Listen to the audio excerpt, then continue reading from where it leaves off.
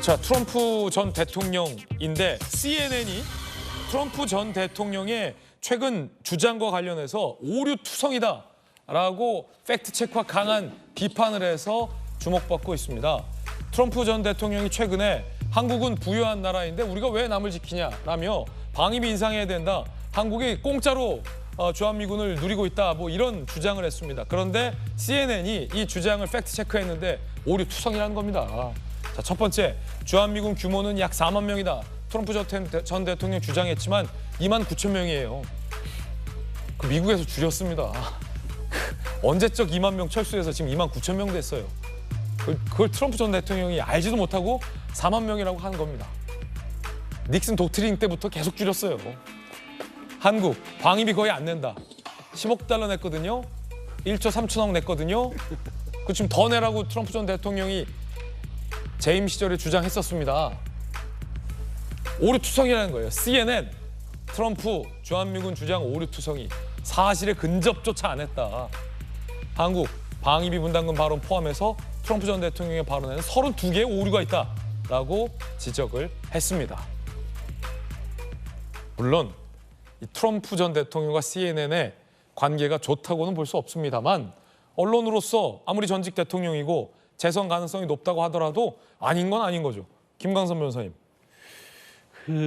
트럼프가 저렇게 팩트도 모르고 그런 상황에서 이 얘기를 막 함부로 하고 그다음에 막말하고 그런 게 한두 번이 아니잖아요. 그래서 놀라운 일은 아니에요. 그런데 우리가 이제 상식적으로 보면 적어도 대통령을 했던 사람이고 또 이번에 대통령 후보가 된 사람 아닙니까? 공화당에?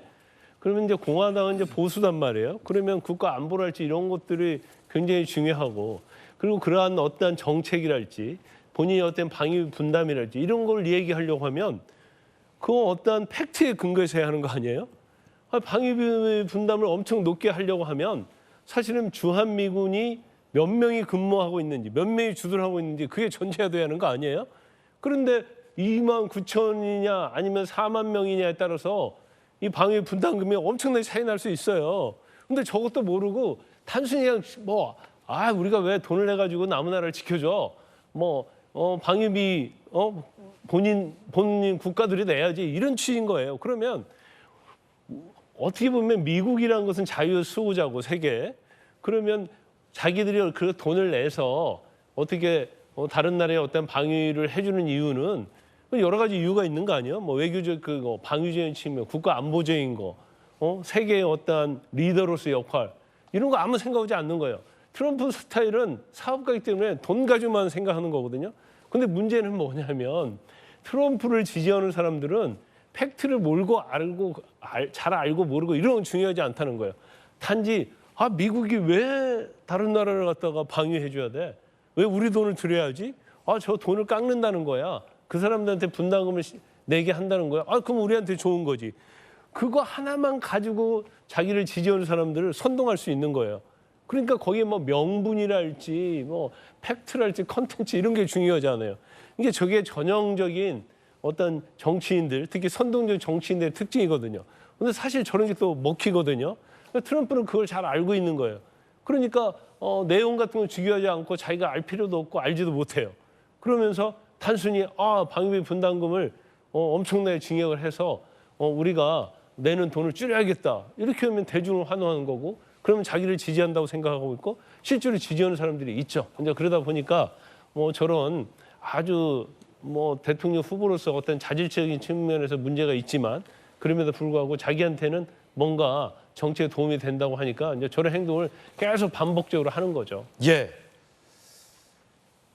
앞서 해외 외유 논란과 관련해서 서영교 최고위원이 신청한 인공지능 등과 관련된 첨단 산업 현장 방문 캐나다 순방에 대해서 미승인 된 것과 관련해서 김광선 변호사님이 AI와 관련된 법안이나 토론회 한번 개최했는지 모르겠다.